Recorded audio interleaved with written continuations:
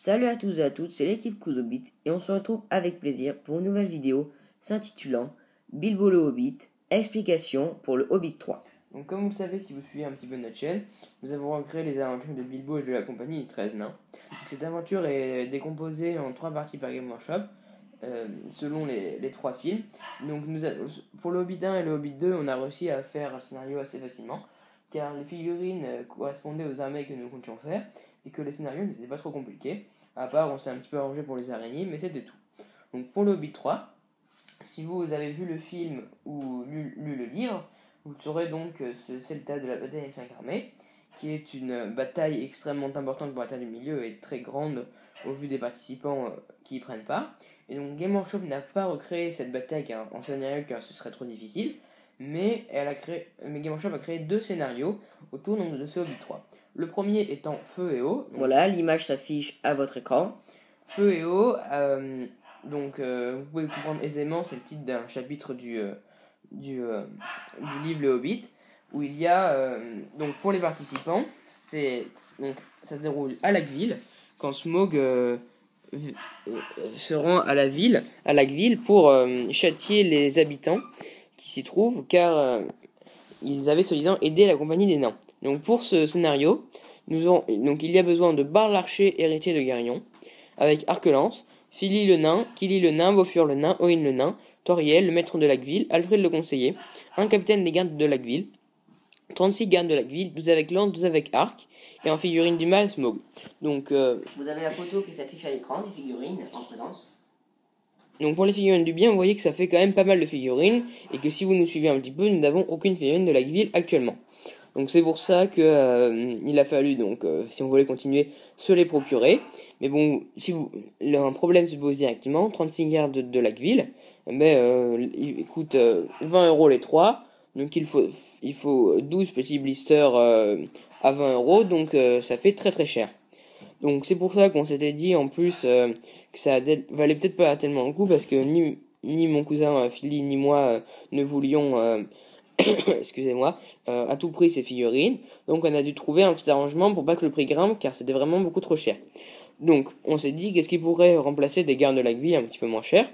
Donc bien sûr, ce qui nous est venu là directement, c'était des guerriers de Dell, car ce sont pratiquement les mêmes au niveau de la sculpture. Ils ont presque les mêmes options, à part le fait que les guerriers de Dell ont des boucliers et les guerriers de Lagueville n'en ont pas. Sinon c'est exactement la même chose.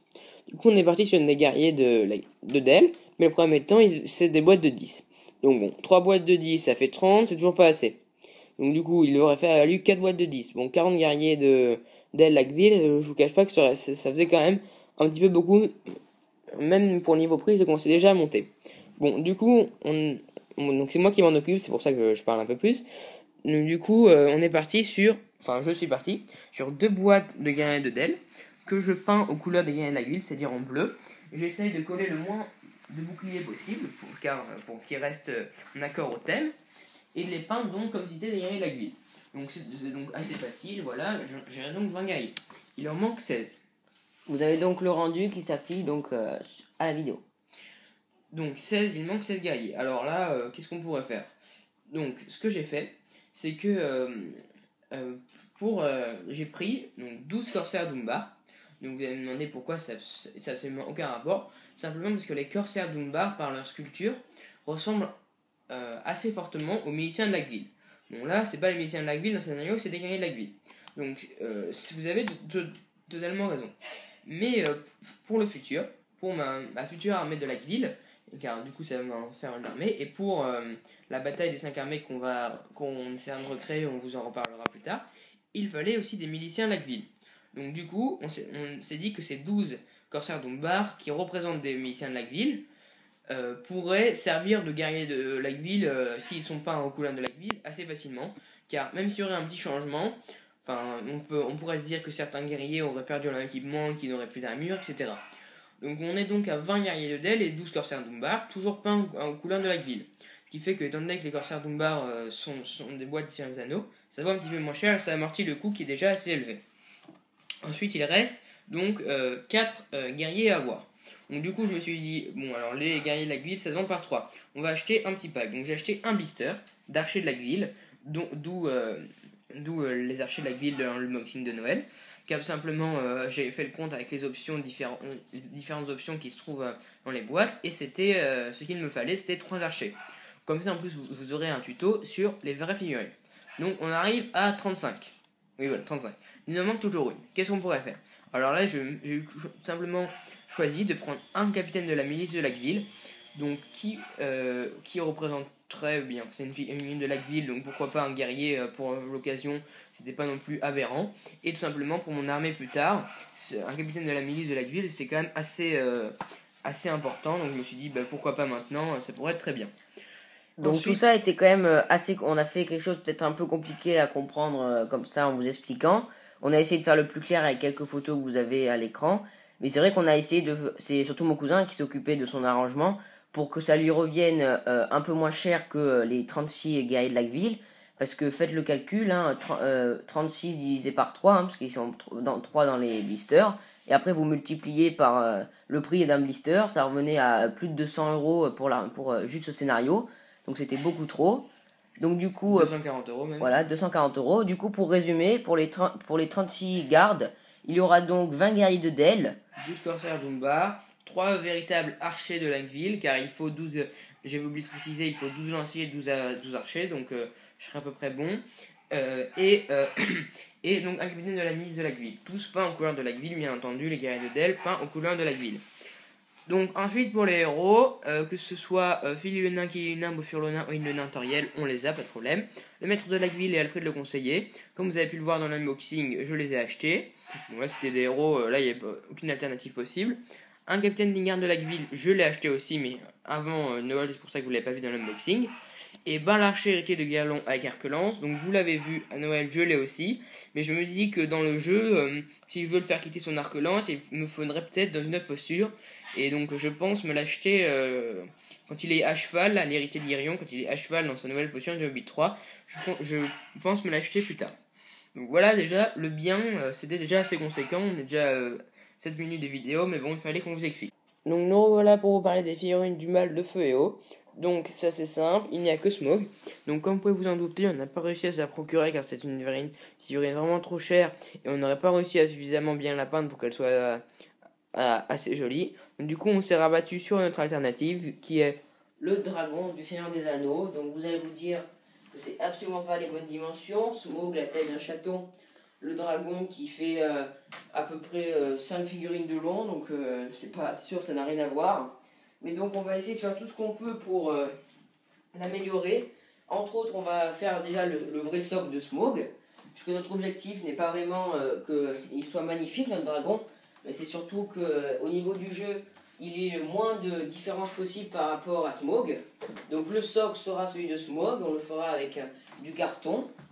Ou du polystyrène. Du polystyrène. Sûrement du polystyrène. Ensuite, ensuite on surélèvera le dragon avec un gros rocher, sûrement en polystyrène, avec des objets, donc peut-être qu'on mettra sur le socle, etc.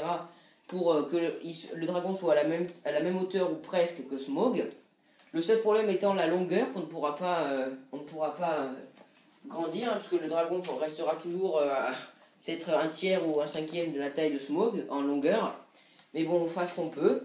Au niveau du jeu, après il y aura aussi le décor qui changera, puisque vous savez que tout au long de notre projet, en fonction des décors qu'on arrive à faire, des fois ça avantage certains, soit Kili, soit moi, ça nous avantage pour des scénarios. Par exemple, des fois les passerelles étaient trop petites pour que les nains passent, ou alors à d'autres moments la berge pouvait être pas assez grande. Enfin, on fait tout notre possible.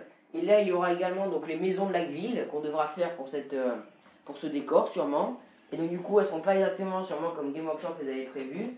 Et ça dérangera donc aussi le jeu. Donc ce scénario, ça sera sûrement pas le plus équitable qu'on aura fait, puisqu'il y aura plein de choses qui marcheront pas à la perfection comme Game Workshop l'a prévu. Mais bon, on a tenu à vous le présenter, et donc c'est comme ça qu'il sera, et on fera comme on peut. Donc ensuite, on va vous parler du deuxième scénario du Hobbit 3.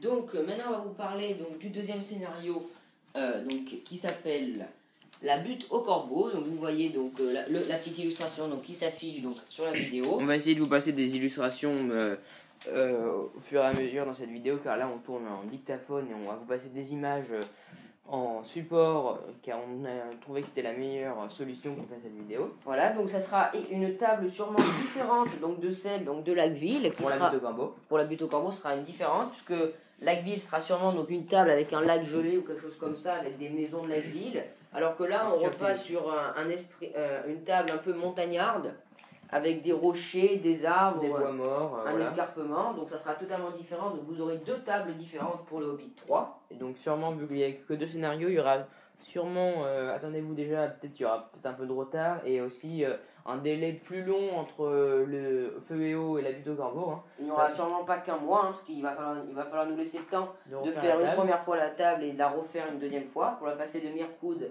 en lac et de lac en montagne. Donc alors pour ce scénario, ça correspond au niveau de l'histoire quand Thorin prend ses guerriers pour aller tuer Azog et priver l'armée, les armées du mal de leur commandement pour essayer que le bien reprenne un petit peu l'ascendant. Donc en fait chronologiquement ça se passe en même temps ou vers la fin de la bataille, de la véritable bataille des 5 armées. Hein. Donc alors pour les figurines du bien, il nous faut Thorin cul des chênes, roi sous la montagne, Fili le nain champion des Rébors, Kili le nain champion des Rébors, Dwalin le nain champion des Rébors, Bilbo Sake maître cambrioleur, Radagast le brun sur Grand Aigle, Toriel exilé de Mircoud, Legolas de Vertefeuille prince de Mircoud, Béorn, Goyir, de Grands Aigles. Donc là, rien qu'en entendant ces noms, vous pouvez vous dire que ça va être assez facile. Voilà, donc, Béorn nous l'avons déjà, Goyir on l'a, de Grands Aigles nous les avons, Toriel et Legolas, a priori on va pas en racheter, puisque vous savez que c'est moi donc qui les possède. Je possède Legolas et Toriel, mais la version du Hobbit 2. Pourquoi en racheter une autre version si on n'en voit pas trop d'utilité? Donc voilà, on s'est dit que ça servait à rien. En plus, on n'aime pas trop la gravure, donc là c'est vraiment de la débilité pure. Donc pour les nains, c'est leur nouvelle version. Donc là, on pourrait se dire la même chose, mais le problème, le fait est que moi j'adore ces nains dans leurs habits des Rébors et leur nouvelle parure. Donc Thorin et Bilbo, je les ai déjà achetés. Fili, Kili et ils sont vendus par toi en fait avec Bofur, il me semble. Si je dis pas de bêtises, ça doit être Bofur, oui c'est ça. Donc je les ai déjà achetés. Malheureusement, je savais pas encore, mais Fili le nain est mort. Bon, je vais peut-être pas acheter du coup que pour une figurine. Bon, tant pis. Hein. Donc Kili sera donc en Hobbit 3 et du coup il reste que Dwalin, mais c'est vrai que Dwalin il est avec Oin et Balin.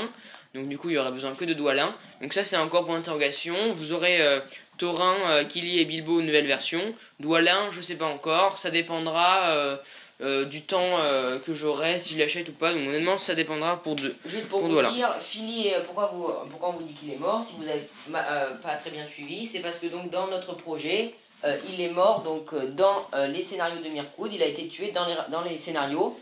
Parce que j'avais pas eu de chance, un jet de dés, du coup j'avais fait. Voilà, et c'est non pas dans l'histoire ni dans le scénario, hein, parce que s'il n'était pas mort au préalable dans les scénarios suivis, là il aurait été présent, la butte au corbeau.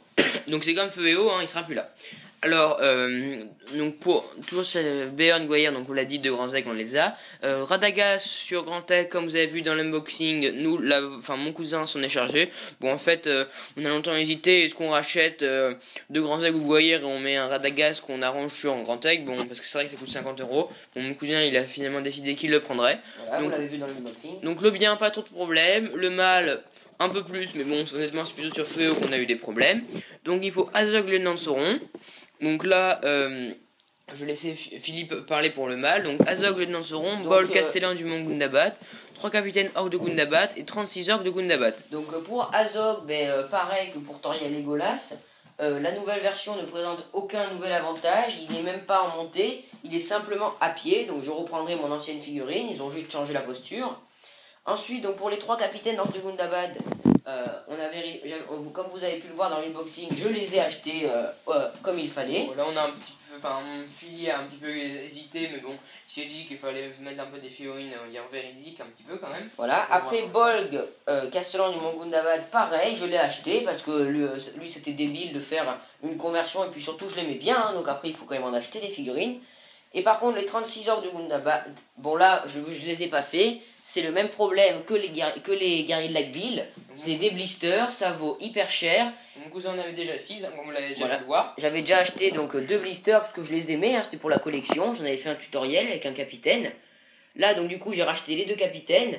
Mais pour les 30 gars restants, du coup, je les ai achetés donc en occasion. Parce qu'en fait, moi, donc, on était face à ce problème, on savait pas trop comment faire. Donc, moi, j'avais trouvé mon arrangement pour la grille et du coup, j'ai proposé à mon cousin la solution suivante que j'ai trouvé la meilleure. En fait, les orques de Bundabat, en regardant bien, ce sont pratiquement, mais vraiment, quand je vous dis ça, vous verrez au niveau des photos, trait pour trait les Urukai. Honnêtement, au niveau des parties, vous avez de l'armure parce que j'ai toute la figurine et un petit peu du tissu et quelques cheveux, mais sinon c'est vraiment les mêmes. Voilà, donc là vous le voyez en photo, et par contre j'ai arrangé quelques endroits où on avait l'impression de voir de la peau, où j'ai mis en fait de la couche de tissu pour vraiment rester dans le schéma de couleur, comme mon cousin qui a peint les guinilles de Dell aux couleurs de la grille. Donc voilà, pour les pigs en plus, les options pique et bouclier, les Urukai ont les mêmes.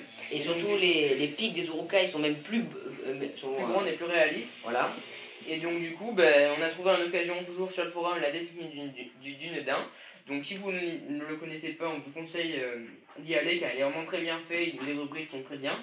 Donc en rubrique vente, on a trouvé mon cousin Philly a trouvé ces Urukai. Alors à un prix nettement inférieur aux orques en blister. Donc du coup il les a tout simplement pris et il a fait une grande économie et c'était moi je trouve que c'était la meilleure solution. Donc c'est pour ça que vous verrez des Urukai, mais honnêtement je pense que vous verrez absolument pas la différence, à part le fait que vous avez 6 petites piques et d'autres grandes piques. Sinon c'est exactement la même chose. Et bon, donc voilà, c'était une solution économique mais qu'on trouve quand même qui reste bien dans le thème. Donc là on arrive à la fin de cette vidéo, mais il était important pour nous de vous faire ce petit récapitulatif. Surtout pour le premier scénario où vous voyez qu'il y a très peu de figurines véridiques, mais c'est vrai que c'est... Honnêtement, je pense que ça sera le seul scénario où ça changera vraiment, où ça changera beaucoup au niveau de l'œil. Et au jeu, on espère le moins possible, mais c'est obligé qu'il y aura quand même des petits problèmes au niveau du jeu. Honnêtement, les autres scénarios, il y a presque... il va y avoir aucun changement pour vous, limite vous allez même pas vous seriez même pas rendu compte des changements qu'on avait fait au niveau des Urukai ou à peine vous l'auriez vu. Donc c'est terminé pour cette vidéo, elle est assez longue alors qu'il y avait que 2 scénarios, mais bon, ce petit point est important pour nous. Si vous n'avez pas compris quelque chose, car on a peut-être parlé un peu vite ou on n'a pas été très clair, dites-le nous dans les commentaires. Toujours, dites-nous ce que vous pensez du système des pseudos, si ça vous plaît, si vous voulez changer de pseudo. Et on vous dit merci à vous tous et à la prochaine.